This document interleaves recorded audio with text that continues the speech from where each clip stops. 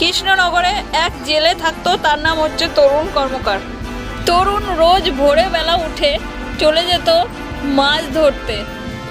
মাছ ধরতে তরুণের একদমই ভালো লাগতো না, কিন্তু তার অনেক মন খারাপ, তাই সে ভাবে মাছ ধরবে। সেই দিন থেকেই সে অনেক মাছগুলো ধরে ধরে বিক্রি করতে থাকে। তখনই একদিন তরুণ এক শাকচুন্নির পুকুরে মাছ ধরতে চলে যায়।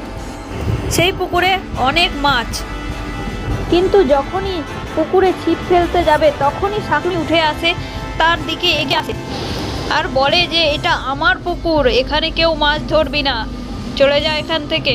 কিন্তু তরুণ সেখানে থেকে যায় না আর জোর করে মাছ ধরে।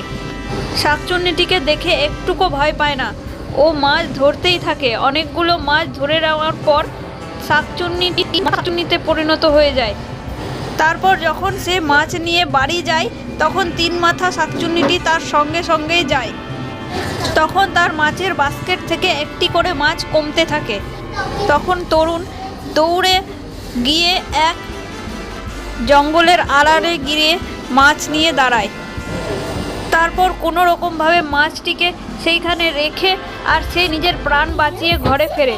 তো বন্ধুরা, গল্পটি ভালো লাগলে গল্পে লাইক শেয়ার কমেন্ট করে দিও আর চ্যানেলটাকে সাবস্ক্রাইব করে দিও। তো দেখা হচ্ছে পরে আরও ভয়ঙ্কর শাকচুন্নির গল্প নিয়ে।